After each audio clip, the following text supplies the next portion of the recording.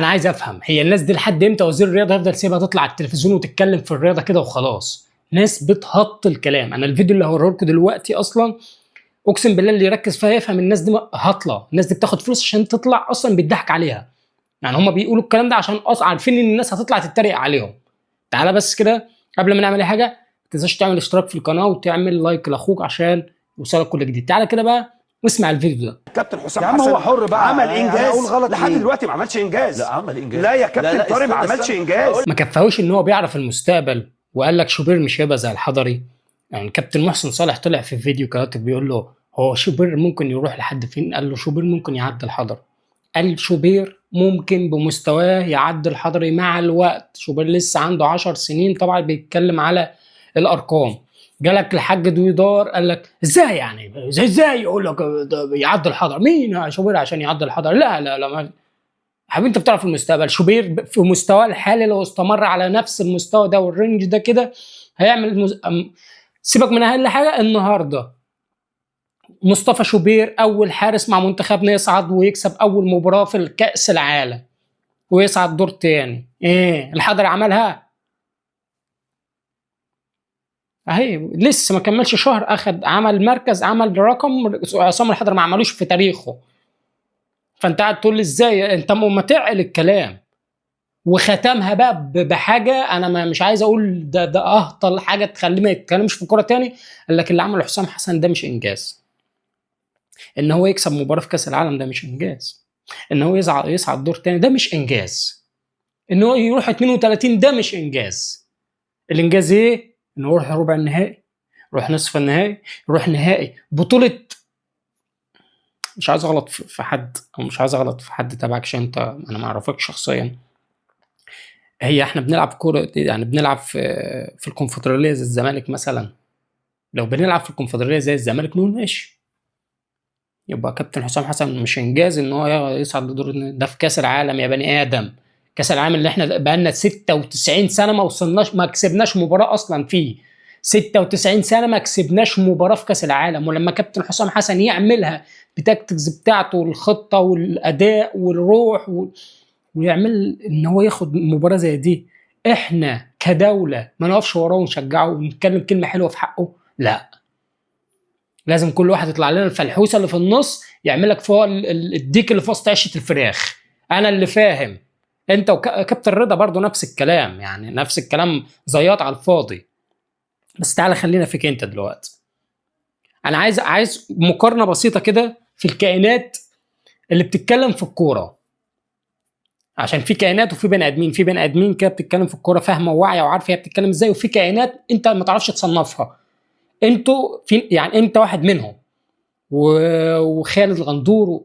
في ناس كتيره كده ما تفهملهاش ايه وانتوا ايه.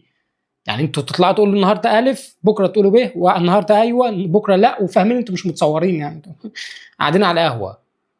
بس احنا خلينا في حاجه قبل ما حد يتكلم ويجي يقارن منتخب مصر يقول لك المغرب ايه ده؟ احنا فين والمغرب فين يا جدعان؟ احنا فين والمغرب ده؟ المغرب بص اتعادلت مع البرازيل.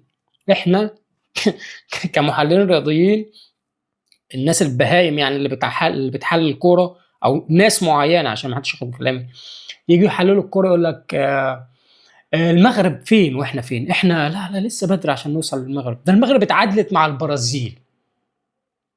فاحنا نفخم من المغرب عشان اتعادلت مع البرازيل. بس مصر اتعادلت مع بلجيكا. ايه ده؟ بلجيكا ده مركزها كام؟ بلجيكا ده ما كانتش هي، مش بلجيكا دي اللي احنا عارفينها. لا بلجيكا ده كانت تعبان، ده كانت ناس نايمه، ده ما كانوش صاحيين، ده كانوا هنا هم ما حضروش اصلا الماتش. ما نقولش بقى ان منتخبنا كان عالمي، ما نقولش ان منتخبنا كويس، ما نقولش ان احنا كان معانا مدرب كويس. لا، نقول بلجيكا كانت ضعيفه.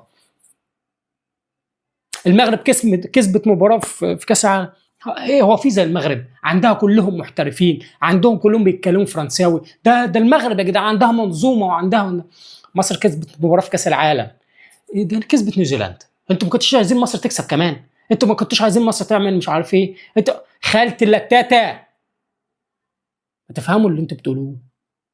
حبيبي مصر من 96 سنه ما كسبتش مباراه في كاس العالم، ولما يجي حسام حسن يعملها ونخلينا بمجهوده، مش فكره مش مجهود الشخص كمان باللعيبه دي، نكسب مباراه في كاس العالم ونصعد للدور 32 ما نتكلمش كلمه في حقه عدله. لا، ده نيوزيلندا ضعيف. ده نيوزيلندا لا لا لا لا لا لا لا لا، ده يا جدعان ما كانش ينفع.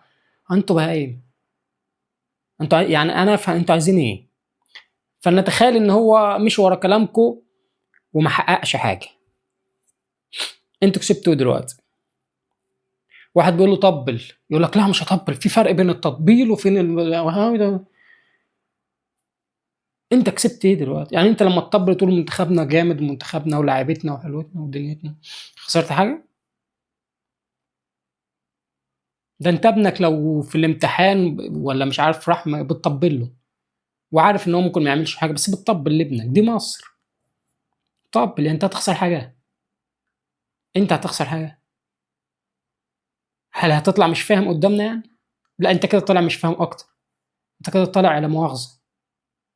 حد كده من اللي هم بيربطوه بيجوا هم يعملوا لك ايه بقى قبل الهواء، يفكوا الرباط بتاعك ده ويفكوا اللجام ويسيبوك في زرعه ويقول لك كل رفص وهبل وعبط براحتك، محدش يقول لك حاجه. الناس بس هتاخدك كده كاركتر وتطلعك ترند. فالناس دي من الكائنات اللي بتفرح ان هم يطلعوا ترند حتى لو ترند سلبي، ان هم يتغلط فيهم ويتشتم فيهم ومش عارف ايه والكلام ده كله مش مهم. المهم ان هم يطلعوا ترند ويفضلوا دايما تحت العين. فده اسمه مرض، الناس دي مريضة. فانا من هنا الفيديو ده لو وصل لحد شايفني وعارف، انا معلش يعني على الغلط بس انا بتضايق من الناس دي. لو وصل لحد ان شاء الله يعني مش عارف، بلاغ لوزير الرياضة يحط قانون كده، قانون اللي يطلع يقل من منتخب مصر وما يطبلوش يتحبس. منتخبنا بيعمل انجاز السنه دي، ايه اللي يخليني اطلع اقول لك كان ايماني وراح والدنيا والدين وده فريق ضعيف وده قابلنا مش عارف ايه ودرامتي كانوا عجزانين منتخبنا قوي السنه دي. السنه دي منتخبنا متصدر مجموعته، المغرب صاعده تاني. فاحنا السنه دي دلوقتي احنا احسن من المغرب بالارقام. عايزين ايه؟ فبلاش حاجات تضايق وحاجات تنرفز، يا ريت. منتخبنا بيلعب خليكوا وراه، مش هتبقى ورا المنتخب غرفه يعني بلاش. انتوا في زي برضه في مجموعه زملكاويه، مش كل الزملكاويه، مجموعه زملكاويه بيقول لك احنا مش هنشجع المنتخب، احنا هنشجع اي منتخب قدام مصر عشان ده منتخب الاهلي مش ما في 60 داهيه. هو انتوا متخيلين ان احنا يعني انتوا مش متخيلين ان احنا بنعمل ده كله عشان انتوا ما بتشجعناش؟ يعني انتوا لو بصيتوا للي بيحصل، مصر كسبت اول مباراه ليها في كاس العالم بعد 96 سنه، مصر عامله اداء مشرف ويشرف اي حد في كاس العالم، مصر فيها لعيبه بتاخد احسن لعيبه في المباراه وعاملين اداء على كل الفرق اللي بنقابلها عشان انتوا مش بتشجعوا، عشان انتوا مالكمش لازمه الفئه دي او المجموعه دي. فاهمني؟